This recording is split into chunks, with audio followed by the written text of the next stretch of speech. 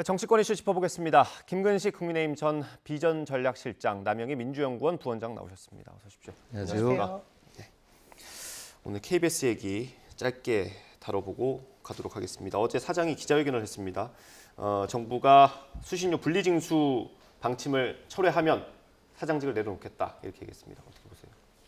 조금 뜬금없는 이야기 같아요. 그러니까 자다가 봉창 두드린다고 하는데 대통령실에서 지금 임기가 남아있는 KBS 사장에게 뭐 퇴진을 요구하지도 않고 할 수도 없는 거 아닙니까? 요즘에 네. 그랬다가는 큰일 나는 거 다 아시지 않습니까?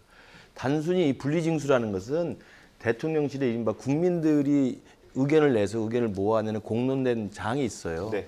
그 국민 대화라고 하는 걸로 알고 네. 있는데 거기에 이 안건이 올라와서 많은 사람들이 의견을 냈고 96%에 달하는 압도적인 국민들이 분리징수를 해달라고 요구를 해서 네. 대통령실은 정부의 그 권고 조치를 내린 겁니다. 그러니까 시청률 폐지하자는 것도 아니에요. 시청률 폐지에 대한 논란도 많이 있습니다만 그건 공론화 과정을 거쳐야 되는 거죠. 굉장히 중요한 결정이니까. 단순히 시청률 낼 때 지금처럼 전기요금에 합산해주지 말라라는 이야기거든요. 알아서 낼 수 있도록 해달라. 네. 이 세계적인 추세죠.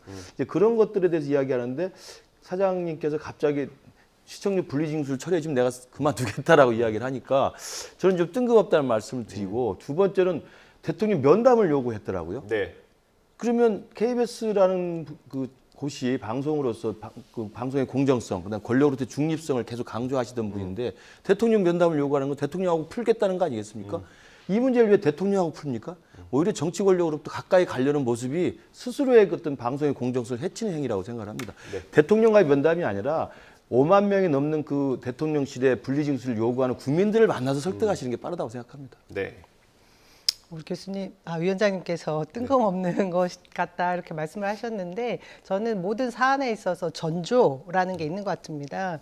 이전에 이 정부 출범 이후에 바이든 날리면 이러면서 MBC 기자를 전용기에서 태우지 않은 사건, 그 이후에 한상혁 방통위원장을 또 제명시킨 임기가 남은 방통위원장을 지금 사임하게 하지 않습니까? 네. 뭐 이런 과정들을 통해서 지금 현 정부가 앞으로 총선을 앞두고 언론과 그리고 방송을 장악하려는 의도가 있는 것이 아닌가 하는 이 시점이 이 수신료 분리징수와 맞물려서 KBS 사장이 지금 전임 정부에서 임명된 나의 거취와 이 네. KBS 수신료까지 연결이 되는구나 판단을 했을 것 같습니다. 네. 저는 개인적으로 우리 국민들이 수신료 분리 징수에 관해서 반대를 하는지 찬성을 하는지에 대한 그 구분은 별개로 두고 저는 이 사안만 가만히 두고 보면 사실상 현 정부의 이 방송 장악 시도라는 것이 전임 정부의 임기가 남아 있는 그 사장에 대한 그 임기까지 연계시킨 것이 분명히 있을 때임에도 불구하고 어제 대통령실에서는 이것은 전혀 별개 사안이다 이렇게 발표를 함으로써 저는 네. 저 사장님이 자신의 이 거취를 통해서 KBS의 사활을 앞으로 운영을 해 나가는 부분에 있어서 사활을 건 부분이 분명히 있다 그런 생각을 합니다. 예, 알겠습니다. 이게 뭐 연결되는 얘기일 수도 있겠는데 지금 공석이죠, 공식적으로 방송통신위원장의 이동관 특보가 어떻게 해야 될지 모르겠습니다. 사실상 내정이라고 표현을 해야 될까요? 뭐 언론에서 거의 내정인 것처럼 발표만 안 된 것처럼 나오고 있는데 어제 입장문을 냈습니다. 뭐 특보가 입장문을 내는 경우는 흔치는 않은데 대통령실 통해서 자기 입장을 설명을 했습니다. 보셨을 텐데 어떠셨습니까? 그렇죠. 그러니까 사실은 좀 기이한 상황인 게 맞죠. 어제 대통령실에도 기이한 상황이라고 이야기를 네. 했던데 지금 대통령이 공식 지명한 것도 아니고 그리고 임명자로서의 또 권한을 행사한 게 아닌데 자꾸 내정설이 나오기 때문에 그리고 내정설과 관련해서 이동관 특보의 이제 과거 학폭과 관련된 네, 논란이 아들의 학폭입니다. 예, 그렇죠. 아들의 예. 학폭과 관련된 야당의 공세가 예. 일찍부터 시작이 돼서 아마 이동관 특보가 자기 입장문을 낸 것 같은데요. 저는 학폭이라는 게 굉장히 민감한 사안이고 특히 최근에 그 드라마를 통해서 우리 국민들이 공분을 하고 있는 그런 사안이기 네. 때문에 이 부분에 대해서는 대통령실이나 우리 윤석열 정부에서 굉장히 신중하게 잘 처리해야 한다고 생각합니다. 다만 학폭과 관련해서는 어제 이동관 특보가 내놓은 내용을 쭉 보니까 다소 사실관계를 따져볼 수 있는 여지가 있는 부분도 있는 것 같아요. 네. 그러니까 이게 더 글로리라는 드라마에 나온 것처럼 진짜 집단적으로 정말 악마적으로 사람을 괴롭히는 이런 집단 괴롭힘이 아니고 예. 한참 피가 끓는 고등학교 1학년 남학생들이 싸움을 하는 과정에서 있었다고 한다면 좀 다른 성격일 수 있는 거거든요. 그리고 이동관 특보의 주장대로 싸우고 바로 화해하고 서로 간에 처벌을 원치 않은 걸로 정리가 됐다고 한다면 글로리에 나왔던 그런 악마적인 집단 괴롭힘과는 전혀 다른 거라는 거죠. 성격 자체가. 네. 뭐 이런 부분들을 포함해서 다양한 팩트에 대한 이야기들을 좀 할 수 있다고 생각이 들고 예. 이미 이제 야당 측이나 일부 언론에서 이걸 굉장히 이제 학폭과 관련해서 그 쟁점화 시키고 있지만 네. 이걸 이제 이동관 특보 입장에서는 팩트 체크 입장에서 입장을 낸 것으로 보고 있습니다. 예, 이게 뭐 더글로리가 너무 많이 화제가 되긴 했지만 학교 폭력의 어떤 기준은 아닙니다. 사실 뭐 그보다 덜한 것도 학교 폭력이죠. 그거는 워낙 수위가 높았고요. 그 입장은 어떻게 보셨습니까? 일단 학폭과 관련된 최근에 우리 국민들의 정서가 굉장히 높죠. 네. 그래서 이 문제를 저는 일단 내정이 됐는지에 대한 정확한 사안도 알기도 전에 많은 언론에서 이 문제를 다룬 것 같습니다. 네. 그 이유 중에 첫 번째 이유는 이동관 지금 특보가 이전에 MB 시절에 어떤 행동을 했던가, 네. 그의 거치가 어땠던가, 네. 뭐 이 부분에 대한 언론계에서 우려를 하는 지점들이 이 내용에 포함되어 있었던 것이 아닌가 싶거든요. 네. 지난 MB 정부 시절에 제가 아까 그 사전에 또 KBS 사장의 거치 문제를 다루면서 지금 현 정부 들어온 이후에 방송, 뭐 언론 이런 쪽에 탄압과 장악 시도가 보인다 하면서 이 이동관이라는 이 MB 시절에 방송을 탄압했던 그 역사를 가지고 있는 인물이 필요한 것이 아닌가라는 생각들을 하고 있는 것 같습니다. 네. 그러면서 자연스럽게 언론계에서 학폭 문제를 더 크게 키움으로 해서 이 걱정스러운 이 인물이 또 현 정부에서 중요한 일을 맡기 전에 좀 네. 막아보고자 하는 그런 여론을 조성한 것이 있는 것 같고요. 네. 거기에서 민주당은 역할을 다해야 되는 것이 분명합니다. 근데 어제 입장문을 발표하는 걸 보면서 이렇게 사회적 문제가 되게 되면 사실 뭐 내정 철회도 있을 수 있을 것인데 네. 본인이 내정되고 임명이 될 것이 당연시 되는 것처럼 보이는 네. 행동을 하셨거든요. 뭐 내정을 안 했다고 하니까 철회하는 일도 없겠죠, 네, 사실. 일단 그 수순이 그렇더라고요. 네. 그래서 저도 뭐 굉장히 뜬금없이 보이긴 했습니다. 근데 예. 8장의 입장문을 보면서 반박할 내용은 굉장히 많아서 좀 이따가 뭐 설명드릴까요? 아니면 지금 계속 다 몇 가지 저희가 설명을 그 할까요? 문제만 다룰 수는 없으니까요. 조금 넘어가 보겠습니다. 일단 뭐 민주당에서 말씀하시는 것처럼 일부에서는 이미 MB 시절에 역사적인 평가가 끝난 인물 아니냐. 근데 굳이 또 이 사람을 소환하냐 이런 비판이 있는 겁니다. 어떻든 방향이 어떻든 뭐 잘했건 못했건 그때 당시에 혼란이 있었던 건 맞지 않습니까? 그런 인사를 굳이 임명할 필요가 있습니까? 그렇죠. MB 시절에 당시 이제 대통령 청와대 대변인 그리고 홍보수석을 했죠. 네. 그리고 방통위원장은 아시다시피 최시중 당시 방통위원장이었어요. 네. 그렇기 때문에 만약에 최시중 방통위원장 자체가 굉장히 정치적으로 편향성을 가져서 당시에 모든 언론사, 방송사에서 파업도 했고 상당히 많은 저항이 있었습니다. 그러나 대변인과 홍보수석은 저는 전혀 다른 자리라고 생각을 해요. 이거 착각을 해서는 안 된다고 예. 봅니다. 아시지만 대변인은 오히려 언론사를 떠받들어야 되는 직업입니다. 근데 홍보수석 뭐 역시도 이건 마찬가지고요. 뭐 구현입니다만 예. 대변인 시절에도 그 언론사와 좀 각을 세우고 고발도 몇 번 있었던 걸로 알고 있습니다. 그 개인적으로 이제 그런 건들이 이슈가 있어서 하는 것이지 네. 대변인과 홍보수석은 어떻게 하면 언론에 많은 것들을 좀 요청을 하고 도움을 바라는 그리고 그걸 공보라인에서 그때 어떻게 잘 홍보할 수 있는가를 요구하는 그런 자리지 않습니까? 네. 그러니까 저는 대변인과 홍보수석을 했다는 이유로 이동관 수석이 방송 장악을 했던 전력이 있다고 하는 것은 논리적인 견강부여라고 생각하고요. 그 위에 구체적인 무슨 확정된 사건이 있거나 사례가 있다면 모를까? 그리고 이제 그런 아마 우려 때문에 민주당과 지금 이 일부 방송국에서 이 학폭 문제를 이제 끄집어내서 그게 12년이 지난 일입니다. 네. 학폭 문제를 끄집어내서 이걸 이제 악마화시키고 있다고 저는 생각을 해서 물론 아직 지명도 되지 않았습니다만 지명에 대해서 만약에 청문회를 거치게 된다면 저는 당당하게 서로 간에 팩트를 가지고 논리적으로 저는 충분히 공수 교대하면서 저는 논쟁을 벌일 수 있는 사안이라고 생각합니다. 예, 이거를 하나 여쭤볼게요. 저도 이걸 라디오에서 듣다가 궁금해가지고 찾아봤는데 방통위법에 보니까요 결격 사유를 여러 가지를 써놨는데 여기 보면 인수위원을 했던 분은 3년이 지나지 않으면 할 수가 없도록 돼 있더라고요. 근데 특별 고문을 하지 않았습니까? 이건 어떻게 적용해야 됩니까? 이 방통위법의 결격사에 나온 인수위원은 대통령직 인수위원을 이야기하는 겁니다. 그러니까 인수위원 말고 예. 자문위원 뭐 무슨 위원회에서 엄청나게 많은 사람들이 명함이 있죠. 근데 네. 인수위원은 한 30명 이내로 딱 정해져 있지 않습니까? 분과가 있고 네. 그분들은 이제 실제로 구체적인 결정을 하는 분들이기 때문에 그 인수위원이 아닌 자들로 3년이 경과해야 된다는 이야기지. 특별 고문은 괜찮다. 그렇죠. 인수위에는 수많은 사람들 명함을 찍은 사람들 다 못하게 하는 건 아닙니다. 예, 근데 이 방통위법의 취지를 제가 뭐 정확히 모르겠습니다만 이게 나열해 놓은 걸 보면 정치적으로 편향된 사람은 안 치지 말라는 취지인 것 같아요. 그렇죠. 지금 방통위원으로 지금 여야가 합의를 해서 추대를 한 최민희 의원 건과 비교가 되는 부분 아니겠습니까? 합의가 됐긴 했습니까 혹시? 그렇죠. 통과시켰죠. 그렇습니까? 국회에서는. 예. 국회에서는 네네. 통과시켰는데 지금 대통령 쪽에 대통령이 임명을 하지 않고 있는 상황이고요. 그 부분에 있어서 법제처에서 문제 전력을 네. 삼아서 정보통신협회였나요? 어디에서 네네. 관련돼 관련돼 있는 단체에서 재직한 것을 문제 삼아서 지금 결격 사유가 되지 않느냐 이것을 살펴보겠다 하고 시간을 끌고 있습니다. 예. 근데 이 부분하고 지금 말씀하신 방통위법에 특히나 통신위원장이지 않습니까? 이 부분이 제가 보기에는 더 직접적인 연관이 있는 사안이 될 수 있음에도 불구하고 굉장히 내 편, 네 편 지금 갈라서 우리 네. 쪽에 문제되는 것은 문제 없다라고 유지해오던 그 일관된 모습을 보여주는 거와 다름없다고 봅니다. 예. 그래서 이것도 결격 사유가 될 수 있을 것이고요. 또 하나는 아까 말씀드린 것 중에 지난 MB 시절에 대통령 청와대 대변인 그다음에 홍보 수석을 하면서 직접적으로 방송 장악 내지는 언론 탄압을 한 것이 있느냐 이런 말씀을 하는데 네. 대변인실에서 발간했던 그때 보고서 등 여러 가지 자료들이 있습니다. 네. 실제로 여러 채널에서 방송 보도 편향돼 있는 보도들이 있으면 그 앵커의 문제를 지적하거나 이후에 대표적인 사례가 그거겠죠. 손석희 백분토론 사회자를 네. 경질시키거나 교체시킨 이런 여러 가지 사례들을 봐서 그 당시에 방통위원장은 최시중 위원장이었지만 네. 대통령실에서 동아일보 출신의 막강한 언론적 그쪽 관계자로서 네. 저희가 이동관 그 당시에 대변인 홍보수석을 꼽고 있습니다. 네. 그 부분 부인할 수 없는 부분이고요. 또 하나는 이 지금 학폭과 관련돼 있는 부분에 있어서 저 이동관 지금 특보님이 계속해서 가짜 뉴스다 이런 네. 식으로 말씀하시는 부분은 제가 볼 때 또 하나의 언론을 탄압할 수 있는 여지를 본인 스스로 증명하는 것이라 생각합니다. 네, 알겠습니다.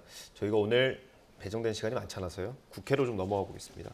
어제 여야 원내 수석 부대표들이 만나서 선관위에 대한 국정조사 합의했고 오염수 특위를 합의를 하지 않았습니까? 근데 조금 이견이 아직까지 좀 좁혀지지 않은 것 같더라고요. 오늘 회의 내용 저희가 요약했는데 한번 들어보겠습니다. 선관위 국정조사 시기와 관련하여 우리 국민의힘은 감사원 감사 이후에 국정조사를 해야 한다는 입장입니다. 감사원 감사를 전면 수용하고 노태학 선관위원장과 선관위원 전원은 사퇴해야 합니다. 감사원의 선관위 감사는 선관위 국정조사의 전제 조건이 될 수 없습니다. 감사원이 법에 맞지 않는 선관위에 대한 감사를 계속 주장하게 되면 민주당은 감사원에 대한 국정조사를 추진할 것입니다.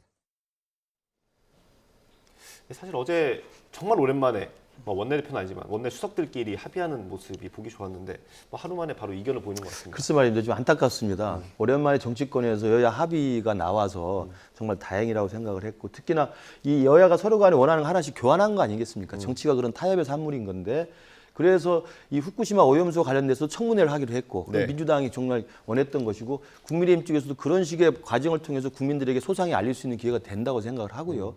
마찬가지로 이 선관위와 관련된 국정조사도 서로 간에 다 원했던 것들이 합의가 됐는데 하루 만에 좀 돌아서니까 또 부대 조건을 걸고 있는 거예요. 그러니까 우리 당에서는 이 선관위 관련해서 감사를 먼저 받아라라고 지금 조건을 걸었고 네. 또 당연히 민주당에서는 그러면 감사원 국정조사를 먼저 하겠다고 네. 이야기를 하고 있고 특히나 후쿠시마 오염수 관련해서 지금 조건이 서로 간에 걸려 있는 것 같습니다. 그래서 국민들이 볼 때는 이렇게 매일 싸우기만 하는 정치권에서 오랜만에 단비처럼 합의사항이 나왔으면 적어도 이 선관위에 대한 국정조사 건하고 후쿠시마 오염수에 대한 국회 청문회 건은 국민들이 또 다 궁금해하는 부분이잖아요. 그래서 이 부분은 어떻게든 간에 다시 또 여야가 좀 만나서 협상을 해서 원만하게 합의를 해야 된다고 생각을 합니다. 그 당에서 선관위원 다 사퇴하라는 거는 감사원 감사에 대한 압박용이겠죠? 선관위 사퇴라는 건 정치적 요구죠. 선관위 사퇴를 어떻게 압박을 해서 그걸 관철시킬 수 있겠습니까? 임기가 다 있는 분들인데. 예, 이 감사원 감사를 받아들일지 말지 선관위도 오늘 위원들이 모여서 논의를 한다고 하는데 이 부분 어떻게 해결하면 좋겠습니까? 헌법에서 정한 선관위의 그 독립성을 사실 폄훼하고 있습니다. 이 정부 여당에서요. 네. 감사원법에 정한 감사원법은 헌법 아래에 있거든요. 네. 근데 그것을 계속해서 주장하는 것은 아까 말씀하신 대로 정치적 주장일 수 있습니다. 그래서 국회에서 국정조사를 하는 것은 가능한 범위거든요. 그래서 국정조사를 통해서 지금 문제가 되는 선관위 내에 뭐 특혜 채용 네. 부분을 국민들에게 소상히 알리고 문제가 있는 부분을 고쳐 나가자라고 얘기하는 것이 우리 쪽 입장이고요. 또 하나 지금 후쿠시마 오염수에 관한 부분은 조금 있으면 지금 일본에서 오염수를 방류하겠다 이러고 있는 뭐 상황에서 준비를 하고 있다는 정황들이 나오고 있죠. 그렇죠. 네. 그런 상황을 저희가 알고 있는데 지금 현 정부는 일본의 들러리를 서주거나 대변인이 되어주는 형태를 보여주고 있지 않습니까? 그런 사안들에 대해서 국민들에게 이 부분의 문제가 무엇인지를 정확하게 지적하고 알리기 위한 그런 국정조사를 하자라는 것인데 네. IAEA 국제원자력기구의 보고가 나온 이후에 하자라는 게 지금 국민의힘 주장이더라고요. 결국은 그 청문도 네네. 오. 그러면 결국 그 지금 문제가 되는 부분은 IAEA는 저희가 생각을 할 때 대한민국 시찰단이 일본에 방문하고 와서 네. 결과 없는 결과를 보여줬던 그 모습이나 IAEA에서 내놓을 보고서나 별로 기대되지 않는 부분이 많이 있기 때문에 전문가들을 모시고 지금 이 오염수의 문제가 우리 국민들의 생활, 안전, 생명에 얼마나 위험이 되는지에 대한 얘기를 더 자세하게 알리자는 건데 그 취지에 전혀 뭐 부합하지 않으니 이 조건을 지금 새롭게 다시 얘기를 하는 것 같습니다. 뭐가 네. 됐든 내용과 형식이 합의가 잘 돼야지 될 것 같습니다. 예, 그 후쿠시마 오염수 얘기는 저희가 잠시 뒤에 조금 다뤄보도록 하고요. 감사원 감사 꼭 받아야 됩니까? 국정조사 먼저 하면 안 돼요? 감사원에서 감사하는 것에 대해서 이제 국가공무원법상의 규정하고 감사원법의 규정이 충돌하는 부분이 있어서 논란이 그러니까 되는 거잖아요. 누구 말이 맞는지 지금 가릴 수가 없습니다, 네, 사실. 예. 그렇기 때문에 결국은 이제 국민들의 저는 정서라고 생각합니다. 지금 선관위에서도 다시 또 토론을 해서 감사원 감사를 수용할지를 결정하겠다고 하는 것도 국민들의 분노가 워낙 거세기 때문에 지금 우리 MZ 세대들 2030이 생각해 볼 때 갖는 상대적 박탈감은 얼마나 대단하겠습니까? 부모가 그것도 자기 동생을 뭐 자녀를 자기가 근무하는 선관위에서 누구도 모르게 그냥 짬짬이로 특혜로 채용을 했다는 건데 그것도 한두 건이 아니지 않습니까? 네. 이런 부분에 대해서는 아마 선관위가 환골탈태하는 입장에서 감사원 감사를 받아들일 수밖에 없다는 게 국민 정서라고 생각하고요. 한 가지만 저에게 누가 제보해 준 말을 들어오면 예. 경북 영양군이라는 데가 있습니다. 인구가 예. 16,000명입니다. 16,000명의 인구 있는 경북 영양군에 최근에 가보니까 군청 바로 옆에 네. 농협 건물보다 더 좋은 선관위 건물이 새로 생겼다는 거예요. 이게 말이 되는 이야기입니까? 예. 저는 선관위의 독립성과 공정성이 굉장히 중요합니다. 그 선관위가 시군 단위마다 다 있나요? 다 있습니다. 그래서 3,000명이 넘는 그 공무원 인원들이 4년에 한 번씩 열리는 선거를 위해서 4년 선거가 없을 때는 놀아요. 별로 할 일 없어요. 예. 그러다 보니까 전당대하고 총학생회 선거 같은 거 위탁해서 하고 뭐 그렇습니다. 논다는 표현보다는 좀 할 일이 별로 없는 거죠. 예. 그렇기 때문에 저는 국민들이 이 분노를 생각하면 뭐 법을 따져서 논란을 벌일 게 아니라 감사원의 감사를 철저히 봐서 스스로 환골탈태할 수 있는 그런 자기 각성의 계기가 된다고 생각합니다. 예, 알겠습니다. 전 이런- 의견은 네. 없는데요. 네. 우리 위원장님께서 법을 잘 아시는 분이시거든요. 네. 그럼에도 상위법이 더 위에 네. 있다라는 것을 아니, 무시하는 것 같아서 국가공무원법하고 감사법은 상위법이 아니에요. 아니, 헌법이 아니에요. 헌법에도 보장하고 나와 있는 있어요. 것은 사실 선관위의 그 인사에 관련돼 있는 문제들은 선관위 그게 내 사무총장이 감시하기로 되어 있습니다. 국가공무원법에 돼 있습니다. 그 감사원 감사원법의 그러니까 헌법에 나와 있는 것은 국가공무원들을 선관위의 다스릴 수 있는 독립성을 것은 이야기하는 것이고. 감사원법 내에 있는 것이고요. 그래서 지금 헌법과 충돌하는 게 문제가 된다라고 하는 것은 주장일 뿐이라고 말씀드릴 수 있는 부분을 제가 확인한 부분이 있어서 말씀을 드리고요. 하나는 대한민국 감사원이 지금 정말 그 감사원의 모습을 띠고 있는지, 그러니까 정치적 독립성, 중립성을 이행하고 있는지에 대한 네. 문제를 제기하지 않을 수 없습니다. 대통령의 심기를 잘 따르겠다고 하는 감사원에서 지금 선관위까지 감사하겠다고 하는 것이 어떻게 네. 보면 월권일 수 있다라는 얘기를 할 수밖에 없는 거죠. 알겠습니다. 이걸요, 헌법에는 저희가- 선관위의 독립성과 공정성이 명시돼 있고 그 독립성에 대해서 아무도 건드리지 않습니다. 예. 우리가 3.15 부정선거가 있고 87년 민주화 이후에 선관위의 독립성에 대해서 여야가 다 합의한 거잖아요. 네. 그 이야기는 헌법에 나와 있는 거지만 인사에 대한 감사를 하는 것은 국가공무원법에 선관위가 예외 조항으로 들어가 있다는 것이지 예. 그게 감사헌법과 국가공무원 사이 같은 법률이에요. 예. 헌법이 아닙니다. 예. 알겠습니다. 뭐 어쨌든 정리하면요. 국정조사부터 예. 하면 되지 않을까요? 그러니까 뭐 정리하면 헌법과 국가공무원법, 감사원법이 있는데 이 세 가지가 다 같은 방향을 지향하고 있는 건 맞습니다. 아닌 것 같아요. 그래서 예. 좀 뭐 법 개정이 필요하긴 합니다. 그렇죠? 아니죠. 그러니까 선관위의 독립성과 공정성은 같은 방향이죠. 네. 그러나 저렇게 무풍지대로 특혜 영역으로 남아서 그들만의 리그로 그들만의 영지가 될지 몰랐던 거예요. 왜? 알겠습니다. 독립성을 강조하다 보니까 켜켜이 썩어버렸던 겁니다. 그러면 스스로가 환골탈퇴 수 있도록 하려면 안 되니까 네. 외부의 시각이 필요하다는 거죠. 왜냐하면 선관위 사무총장이 그 일을 주도해야 됩니다. 네. 사무총장이 인사를 해야 되고 사무총장이 감사를 해야 되는데 사무총장부터 썩었는데 어떻게 합니까 그걸? 불비한 법은 갖춰야 그럼요. 됩니다. 할 수가 없어요. 외부 시각이 아니면은. 예, 알겠습니다. 국회에서 논의되는 상황 좀 더 보도록 하죠. 아까 말씀하셨던 후쿠시마 원전 오염수 관련해서 조금만 더 다뤄보겠습니다. 저희가 준비한 영상이 있는데 그거 먼저 보고 들어오겠습니다.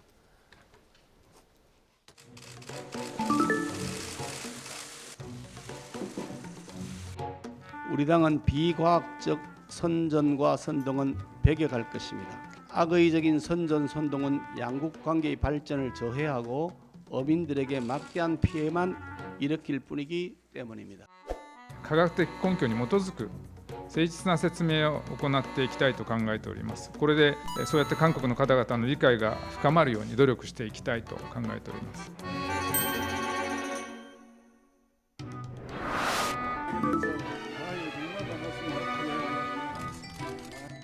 일본의 핵 오염수 해양 투기 문제 때문에 주변국들의 우려가 높아지고 있는데 이 문제에 대한 대응도 가능하면 목소리도 함께 좀 내고 태평양 자신이 그 집을 하수도로 삼고 있는 것 같습니다. 이것은 지극히 무책임한 행위입니다.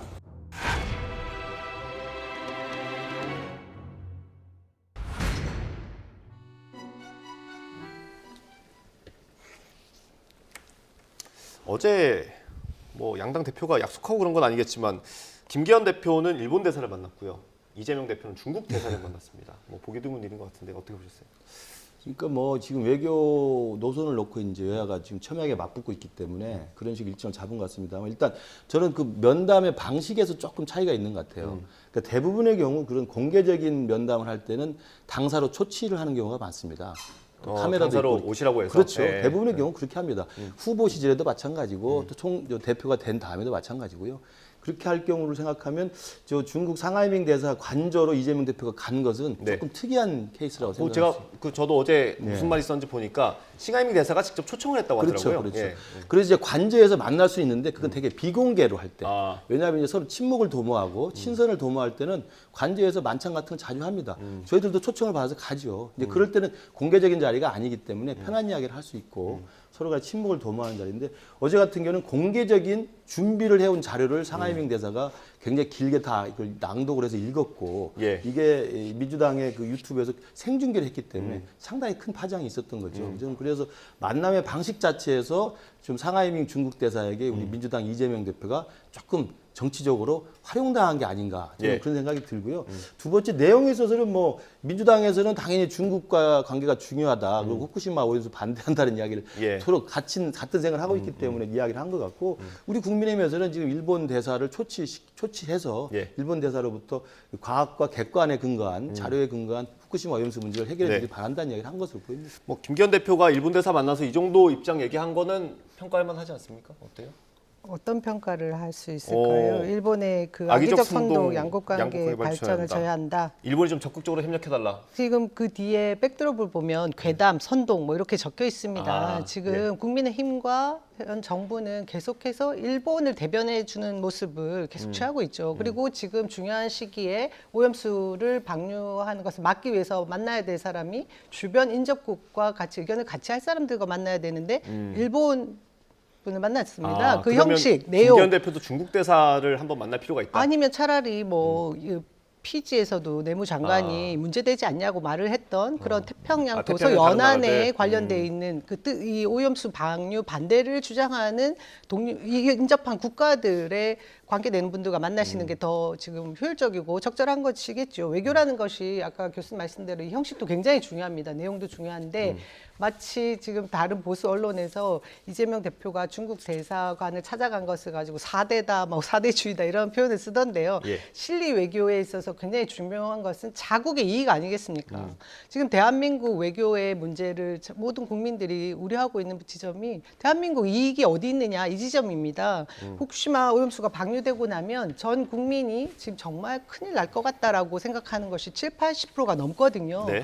이런 문제를 같이 공유하고 있는 주변 국가를 만나는 것이 사실 실질적인 실리 외교를 하고 있는 것이고요.